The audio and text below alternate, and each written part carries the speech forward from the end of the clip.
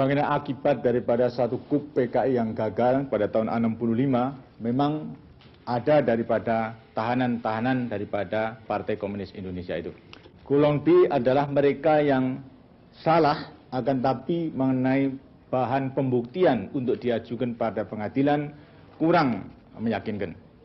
Mereka tidak segera dilepaskan kepada masyarakat karena masyarakat itu sekalipun diberitahu tidak ada pembuktian yang kuat untuk diadili, bagi rakyat yang melihat dengan mata kepala sendiri bahwa mereka itu melakukan penculikan, melakukan pembunuhan, melakukan pembakaran di desanya, tidak mungkin dikatakan kalau mereka itu tidak salah.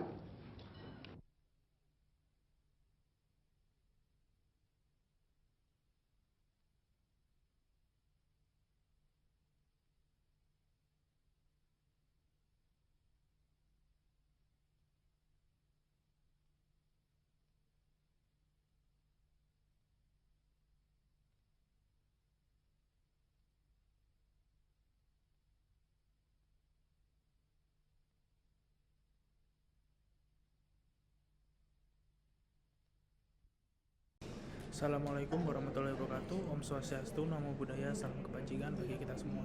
Nama saya Fahmi Adrian Putra Purwanto dengan NIM 13124000208 dengan bersama rekan saya yaitu Muhammad Dimas Dewi Prasetyo dengan NIM 13124000221. Kali ini saya akan membawakan tema yaitu definisi dan konsep demokrasi versi DNA ITIT. DNA ITIT mengumpamakan konsep demokrasi yang disebut demokrasi rakyat. Bagi ITIT, demokrasi tidak hanya berarti kebebasan berpendapat atau sistem pemilu semata. Demokrasi rakyat menurutnya adalah sistem politik yang berfokus pada kepentingan rakyat banyak.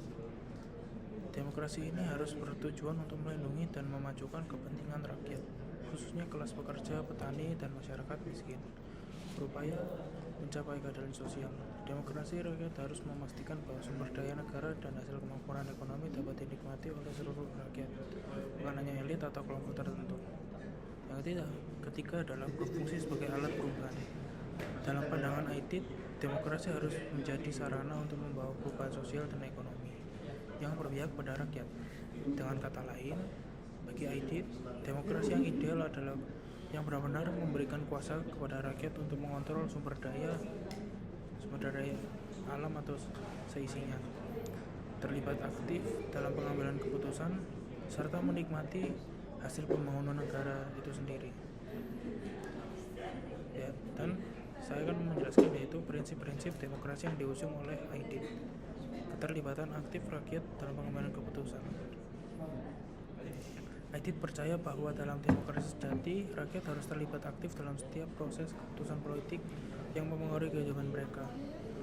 Sistem ini berbeda dengan demokrasi prosedural, di mana rakyat hanya dilibatkan dalam pemilu, namun tidak terlibat langsung dalam pengambilan keputusan setelahnya.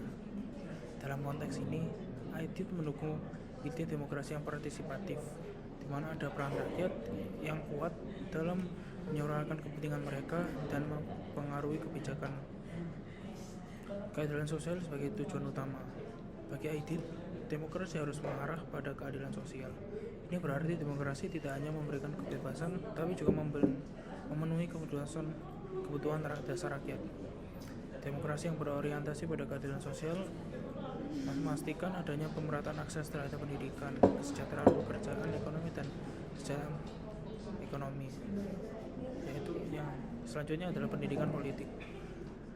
Demokrasi hanya dapat berjalan jika rakyat memahami hak dan tanggung jawab politik mereka. Oleh karena itu, pendidikan politik menjadi sangat penting agar rakyat tahu cara mengawasi pemerintahan dan memperjuangkan hak-hak mereka. ITIT mendorong agar masyarakat diperlengkapi dengan pemahaman politik yang baik agar mampu melawan ketidakadilan dan menuntut hak-hak mereka dengan efektif.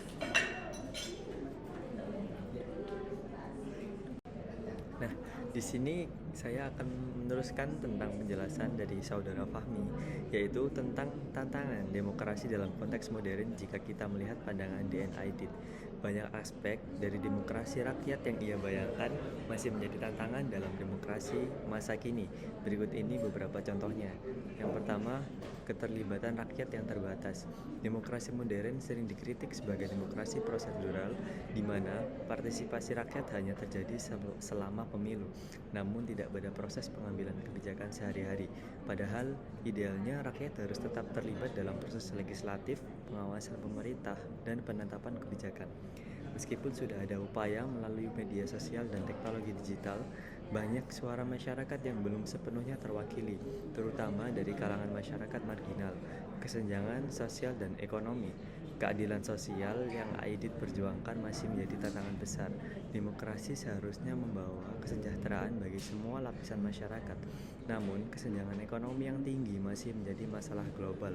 Banyak negara, termasuk Indonesia, memiliki tingkat ketimpangan ekonomi yang tinggi, di mana akses terhadap pendidikan, kesehatan, dan pekerjaan masih terbatas bagi sebagian kalangan. Yang ketiga, pendidikan politik yang belum merata.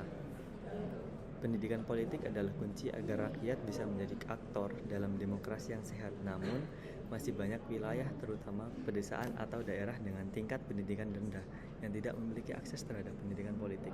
Akibatnya, rakyat kurang memahami hak-hak mereka dan seringkali mudah terpengaruh oleh janji politik, tanpa memiliki pengetahuan untuk menilai apakah kebijakan yang ditawarkan benar-benar memengaruhi kebutuhan mereka. Yang keempat, upaya mengaktualisasikan demokrasi ala Aidit di masa kini. Pandangan JN Aidit tentang demokrasi mengajarkan bahwa demi mencapai masyarakat yang adil, maka perlu ada reformasi sistem demokrasi untuk meningkatkan partisipasi rakyat dalam pengambilan keputusan, baik melalui mekanisme musyawarah lokal atau inisiatif publik. Distribusi sumber daya dan hasil ekonomi harus diperbaiki agar tercapai keadilan sosial. Kebijakan sosial ekonomi yang berpihak pada kelompok kurang mampu perlu terus diperjuangkan dalam pemerintahan. Pendidikan politik perlu diperluas agar semua lapisan masyarakat dapat memahami dan menjalankan hak-hak mereka secara efektif. Yang kelima, kesimpulan dari ini, pemikiran Dan Aidit memberikan perspektif yang sangat berharga tentang demokrasi. Demokrasi rakyat yang ia usung menekankan bahwa demokrasi seharusnya menjadi alat perjuangan untuk mencapai keadilan sosial, mengutamakan keterlibatan aktif rakyat dalam pengambilan keputusan, memastikan bahwa setiap orang memiliki akses yang setara terhadap sumber daya dan pelayanan dasar negara. Saat ini, demokrasi masih menghadapi banyak tantangan dalam mewujudkan konsep demokrasi rakyat ini. Dengan belajar dari ide-ide Aidit, masyarakat dan pemerintah dapat bekerja sama untuk membangun demokrasi yang lebih inklusif dan berkeadilan, yang benar-benar berpihak pada rakyat dan memperjuangkan kesejahteraan bersama.